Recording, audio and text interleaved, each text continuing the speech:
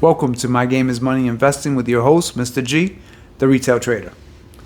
Today's episode number 9 is a quick recap on last week's stock market volatility and also a recap on Janet Yellen and Sara Eisen's interview on Friday and some key takeaways.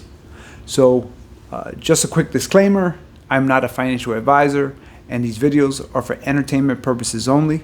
Of course, hit the like, subscribe, notification bell, and leave a comment if you thought you got something out of this video.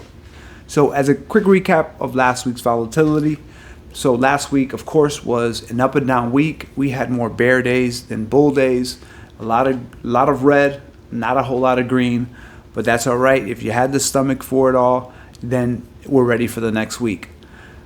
A couple positive things that came from last week was basically the interview from Janet Yellen and Sara Eisen.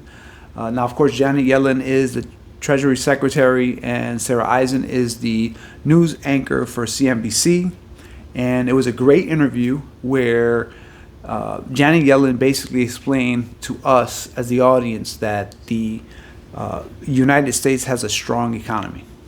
That really spoke volumes to me.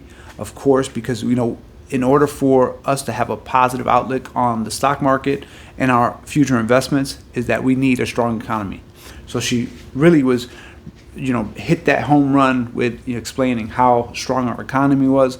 And a couple key points is that she said our employment growth was very strong right now. So, those are some other positive information she shared with us.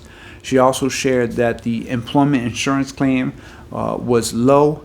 I'm not sure if it's gradually getting lower and lower, but the fact that she mentioned that it's low was to me a very positive. She also mentioned that the households are in good financial shape.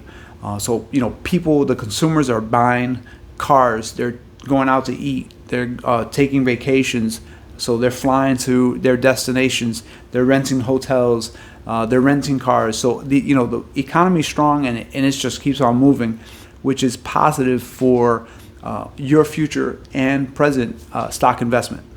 So again, another point that she brought to our attention was that there are many job openings. So if you don't have a job, there are plenty of jobs to get. And so that is something that she brought home as well. I really took that interview as, okay, I really feel confident about the weeks to come. I feel like there's going to be a bunch of bull/green days ahead of us. So I'm really excited about the next week ahead. Now, of course, there's tons of concerns, and so she did touch on those concerns. And of course, the concern is inflation. Now, we all understand that inflation is been ramped up, and looks like prices are getting high, and prices are going up and rising, and there's not much you can do about it right now. But So that was something that was concerning, but she didn't feel it was a problem. She doesn't expect for the United States to have to deal with a recession. So that's something that was positive. Although we're dealing with inflation, she doesn't feel like we are going to be in a recession. Although there are other countries that are really bracing and really accepting and being ready for the fact that they're going to hit a recession. She also, I guess, Sara Eisen also brought a very important question. If Janet Yellen thought that we were going to be dealing with stagflation, and I really loved her answer as it relates to stagflation, because they require certain ingredients, and the ingredients that it requires for stagflation would be to result in the combination of high inflation, which is what we're dealing with, and a weak economy. Now, we only have one of those two. So it's important to recognize that we have a strong economy, and of course we have high inflation, but they don't create stagflation. So that's important. I thought that was very important that she explained it, and it really brought home to me that my investments are strong and they should reach their target sell point sooner rather than later. Now, of course, there's some other concerns. Now, I'm sure you'll hear this through certain analysts and CNBC if that's what you watch. They mention this a lot in soft landing. So the way I interpret the soft landing is that not that it's not going to be bumpy, not that there's not going to be a whole lot of volatility, which there has been all year, but that the government and the feds are going to kind of maintain it and control it to the best of their ability to create a more smoother transition to really adapting to inflation and making sure that the economy stays strong. And by saying that and by the government doing that, to me it tells me that the government is going to handle inflation and continue to make it a priority to keep the economy nice and strong. Now, of course, there's some things we can't control. For example, the conflicts in Ukraine.